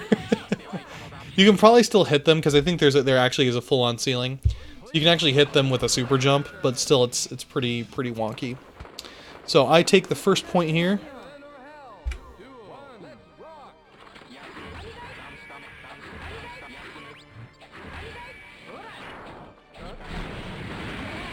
Nice, perfect time on that block there for those missiles. You know, I don't think he's done the command grab on me, so that might have been why I got hit with that. Just looking at it, I'm thinking he's going to command grab, but he didn't do it. Going for a fancy slashback like I was talking about.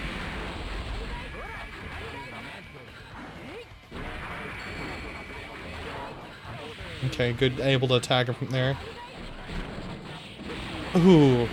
Not quite able to do that. Maybe if that was a 6K instead of a 5K, that would have hit. Able to do a good reset on him. Oh, man. Missed the dash there, but I'm doing pretty well in this round. I say as I get hit with a wake up DP super. Command grab. I can see that coming a mile away. I don't know why I wasn't able to see it during the match. Another command grab. Yeah. He ends up getting the round there.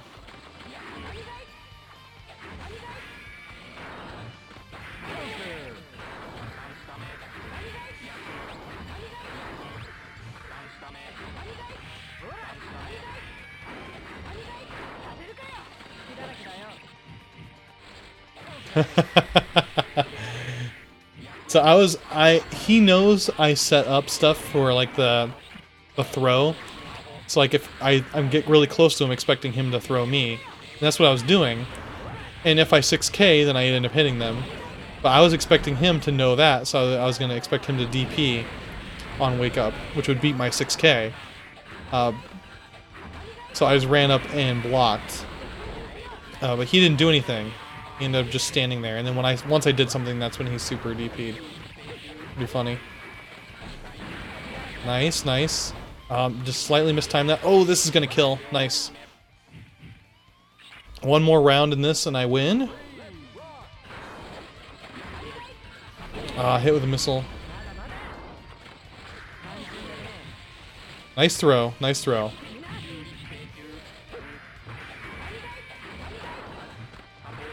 Okay, good. I was expecting a DP on the other one a little while back. Go for those missiles.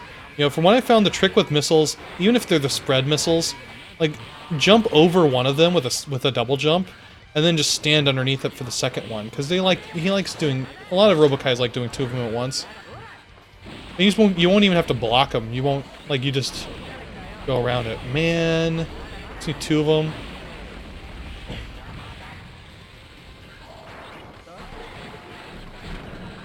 Oh, I just barely got hit with that one. Man, this is bad. I had it and I lost it. So another 1 point here goes to Akito.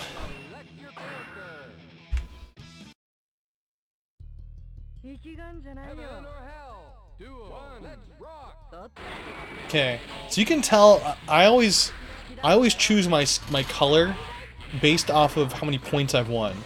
So, or not points I've won, but how many points I've lost. So I always know if it's going to be the last one before I lose.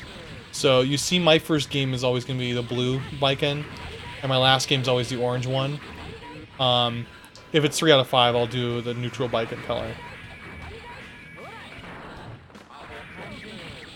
But my usual default is the blue one. I like that one more.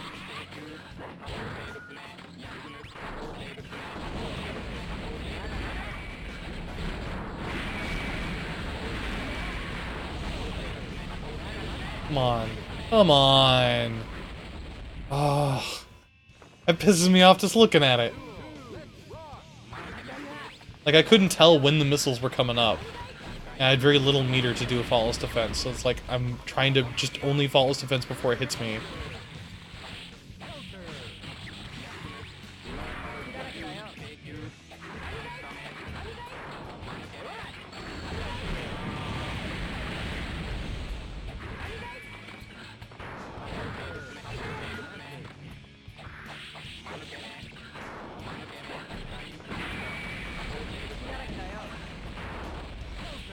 I remember this match. I was very salty afterwards. Because I had it and I lost it. I had the whole thing and I lost it.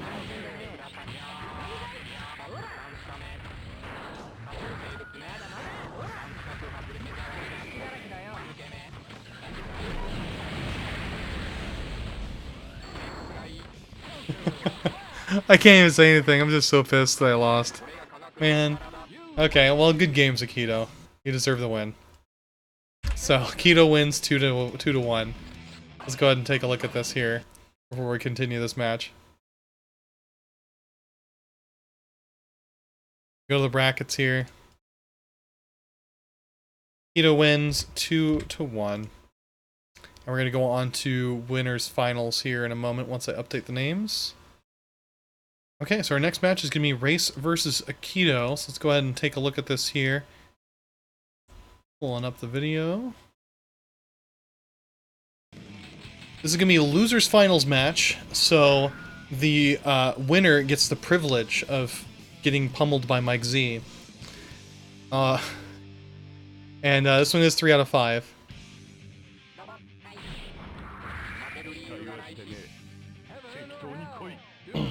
Akito going through the gauntlet here. Having to fight multiple people in a row in the top 4 matches.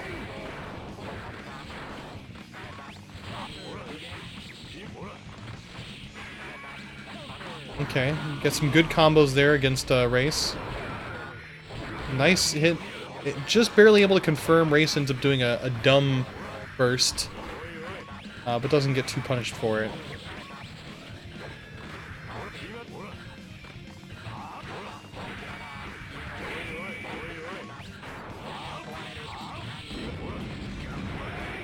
Okay, good blocks there from Akito.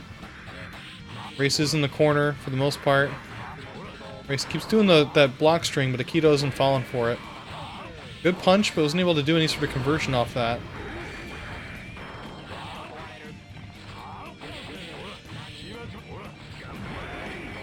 Nice throw, nice throw. Able to do an FRC after the throw, trying to get something after it, but wasn't able to do that. I was half expecting a dragon punch on wake up.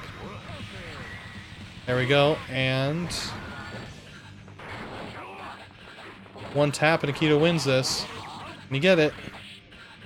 Reis does have full meter.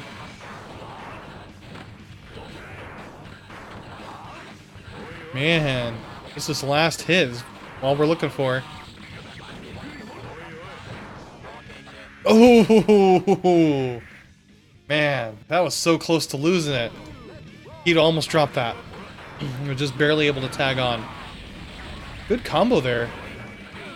Nice follow-up there. Converting from that, a bunch of missiles in the air. Very typical of Robo-Ky with those cool missile beam setups on the way down. Force Dragon Punch on wake up. Ursul's pretty close to getting staggered. There we go. And that ends up being it. Akito takes the first point.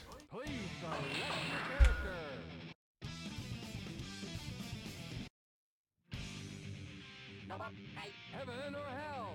Duel. Let's rock.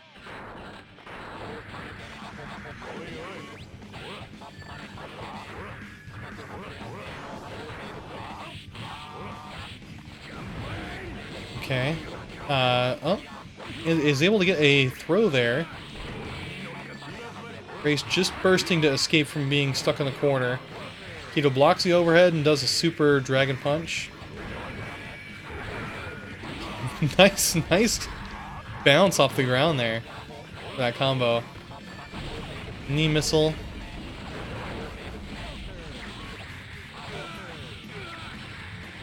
Not looking good for Reis here.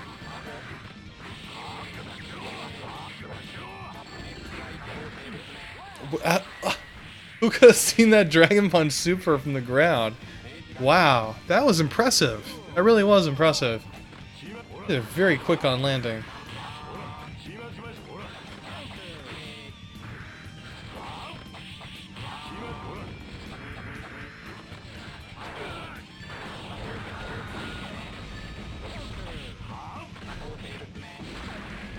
Akito applying the pressure here.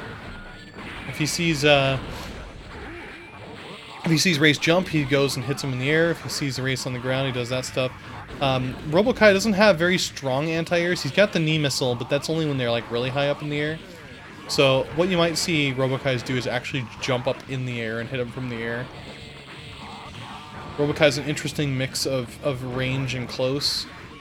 He's got those rockets that he can deal with. And other kinds of missiles and stuff like that, but also pretty strong mediums, like his exhaust. Requires a weird mirror to deal with.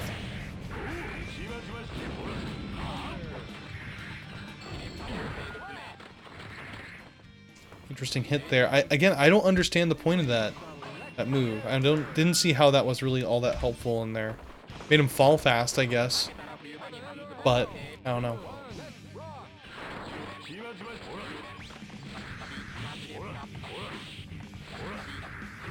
Getting a bunch of instant blocks against Reis there. Good timing and all that. There we go. I see why he did that now, because you can do that and cancel it into an overhead. A very quick overhead, but I'm not sure how practical it ended up being.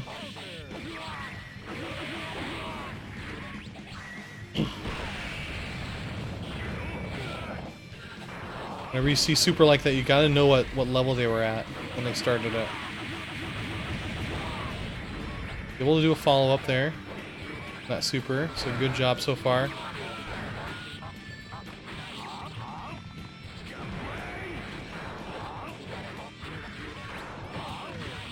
Okay, Aligari getting comboed in the corner, but is able to do a command or a regular throw. Takes the first round. This is the match point here for Aligari. He's got 1 point left, and if he does this, he wins it for the loser side. Sorry, not Aligari, Akito. Both begin with A. You can see Akito doing those instant blocks. Timing all of them just right.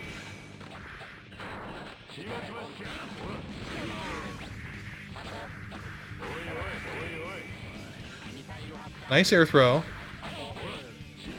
Looked like he was going to cancel something there on the ground, but didn't end up quite doing it.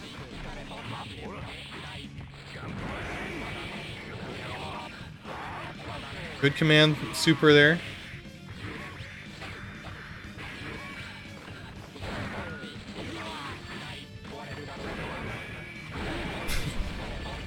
Just those knee missiles, man.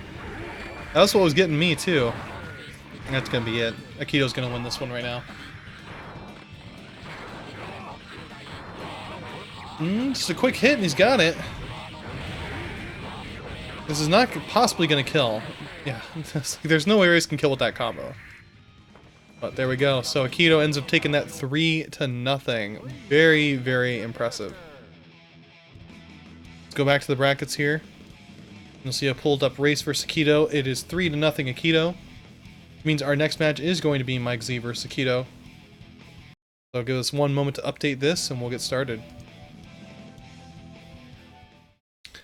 Alright, grand finals. Akito versus Mike Z. Akito is coming from the loser's side, so he has to win 2 sets. Mike Z just has to win 1. It is 3 out of 5 games per set. And as usual, 2 out of 3 rounds per game. I always remind people what these are like. It's rounds per game. You know, 2 out of 3 rounds per game. And then 3 out of 5 games per set. And then 2 out of 3 sets per match. And the match is the win.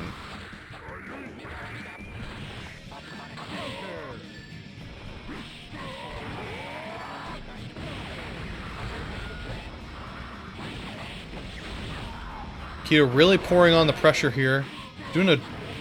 Was doing a good job. That counter hit ended up making him take more damage from that. Good backdash on the slide head. Mike trying to flick those missiles. Wasn't too successful. Good job on the backdash there from Akito. That is not going to connect. Yeah, not going to connect. He ended up getting a... Man. So close here. But not quite able to do it. Mike Z's reverse Mega Fist ended up taking that one. Good jump for the slide head. Waking up next to Mike Z, not where you want to be. Hammer fall, Potemkin Buster.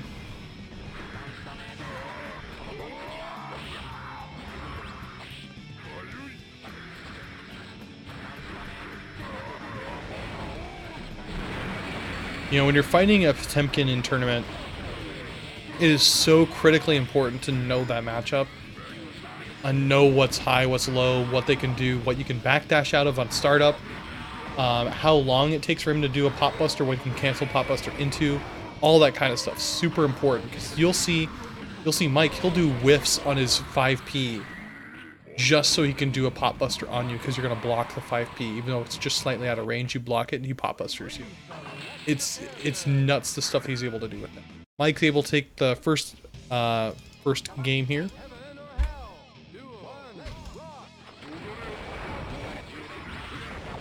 Akito struggling to survive. Hit with that 2K on wake up. Stuck in a corner. This is the worst spot to be. Oh no, no! This is so dirty. So dirty. Oh no! Oh no, Akito, no! Oh. Oh, it's so painful. Just watching it is so painful.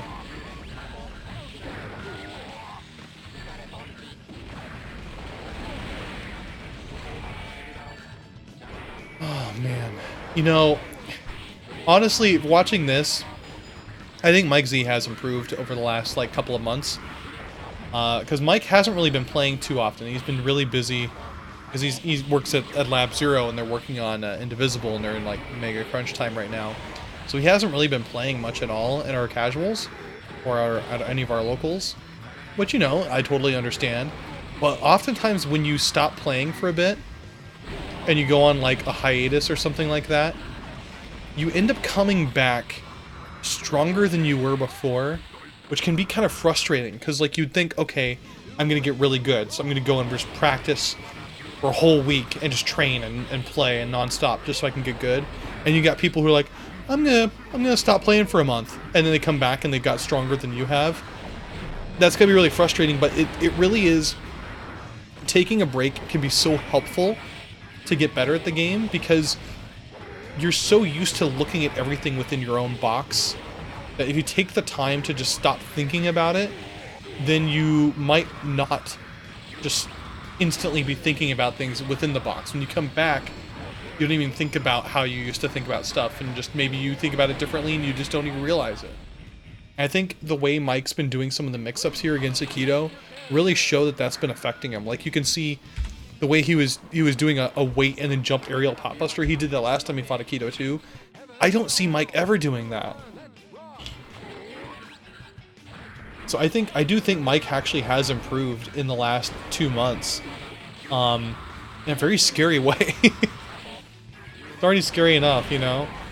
And Mike's able to do what he knows what to do, but I do think he's been improving. So that's really strong for him, because he's the veteran, the main veteran of, like, SoCal and even really US, because he's been playing for so long, and he's just not stopped. He's not stopped Guilty Gear at all. It just shows a testament of just how good and how much he loves this game. Nice super. I was expecting a command grab from Mike, so a super would have been perfect there because you'd be in the air. Good block on Mega Fist. Akito running in. Robo-Ky has some very strong ground-to-ground buttons, which is going to be very useful against Potemkin. Nice throw. Gonna be able to keep Potemkin in the corner there. Man, that's just dirty, because one thing that Robo-Ky is able to do really well, he's got that 5K. 5K is his little kick that kind of hits low, even though he's standing. And if you're... Ouch. If you're normally trying to throw somebody that close, you press back, and if you're pressing back, you're not going to be blocking low. So it's kind of a different setup between that and a normal throw. But because Potemkin's pop buster has so much range, he's able to throw Robo-Ky out of his little 5K move you saw there. So that's very impressive. All right, is he able to take a round here? Nice. Akito gets 1 round, so it's 2-1 Mike Z's favor.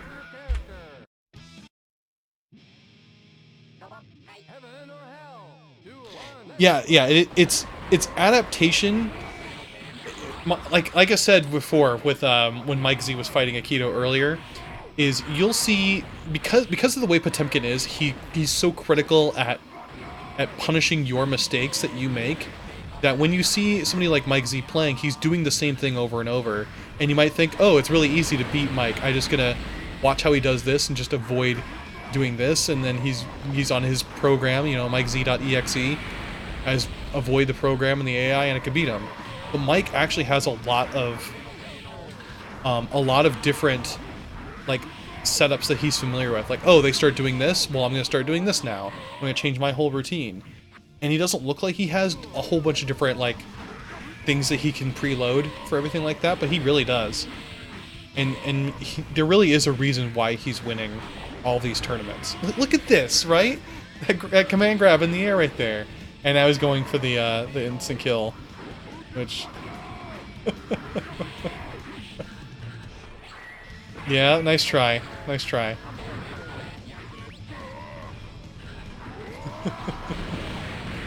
The classic Mike Z instant kill. There we go. Good job, Mike.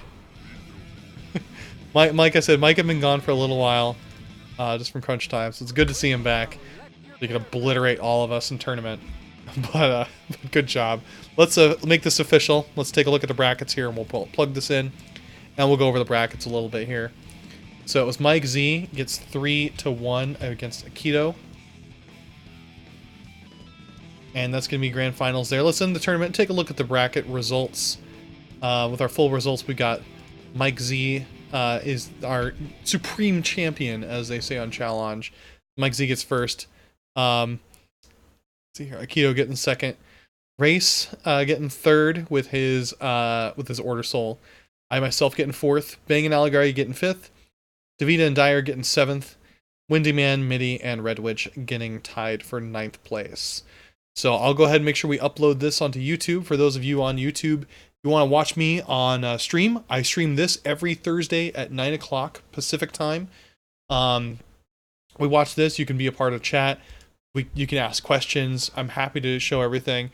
Just a reminder to everybody to sign up for the Guilty Gear tournament at Evo, because this is going to be big. This is usually the biggest tournament that we've got at in the US. Really, we had 67 entrants for this last time, so I'm not sure if we're going to get quite that many because Xr's not a top main stage game, but it's still going to be really good.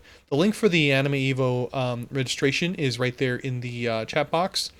If you are interested in looking at our YouTube page, you can see it on there. And if you're interested in joining the Discord, Discord is definitely the best place to be if you're trying to get into this game. The Discord server, we've got so many great players who want nothing more than to see more people play this game, and they will help you climb the hill that you need. Because this, I mean, I'm not gonna lie, this game's tough, but it is so incredibly rewarding once you get to the level that you want to be. Just like if you're playing a hard video game at home, it is so much more like rewarding once you actually get there. When you finally beat that boss and you jump up from the couch and you're just cheering, you know, that feeling when you overcome that challenge, you just don't really see that as much anymore in a lot of games, not just fighting games. That's what Guilty Gear +R has. And when you successfully do everything that you're supposed to do, and you successfully get all that done, and you use that against your opponent, and they're doing the same thing against you, there's nothing like it. It's so amazing. I can't stop talking about this game. But we got more people who are just as passionate for Guilty Gear 2 in the Discord. Check it out. We got wikis, we got local like meetup organizations. I have a stream set up so you can see when all the streams are starting for it too. And if you're interested in watching any of my other content, every Sunday I stream RPGs, and every Tuesday we also stream any random fighting games we feel like, CVS2, Samurai Showdown, Smash Brothers, maybe Fighting EX Layer, stuff like that. Whatever we feel like doing, we do that on Tuesdays.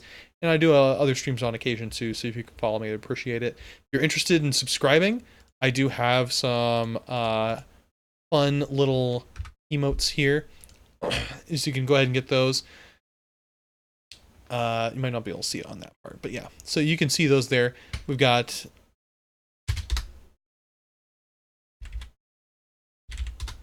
There we go. So you can see them on there. We have Bike and Facepalm, Yes, and then the Robo-Ky Laugh. But also, if you do end up doing anything like that, it actually really helps everything I'm doing here, because if I can eventually go into like a, not just an affiliate, but end up being like a partner or whatever, I can actually work things up, and I really want to do most of this stuff to just kind of focus more on +R and build more +R stuff going on. So that's what I try and do. I'm going to be running the Evo tournament. I'm going to be running Guilty Gear 1 over there too. Yay. That's fun.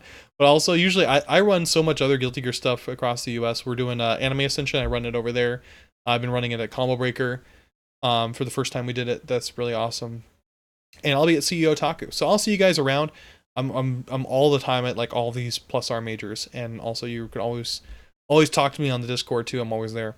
So I'll go ahead and end the stream here. I'm gonna make sure we upload this. Usually these are uploaded around Monday, so you'll see it about then. And until then, I'll see you then. I'm not gonna say anything corny like "Let's keep on rocking" or like "Let's rock" or something like that, right? Yeah, it's a shame, man. You know, hopefully you can make a CEO Otaku or something like that. CEO Otaku would be good. I hear there's gonna be a lot of good competition there. Usually CEO Otaku is like the second largest amount of entrants for plus R. Maybe. Yeah, in any case, I'll be at Frosty Faustings, and I should be at Combo Breaker next time. I ran plus R this time. It all depends on, you know, if life allots time for it, so we'll see there. Yeah, I understand. Like I said myself too, I should be at Combo Breaker, but we'll see if time allots and life allots, right? We'll see all that there too. Anyway, I'm gonna go ahead and stop the stream here. So I'll see you guys later, and you guys can continue to talk on Discord, and I'll chat on there too. So have a good one.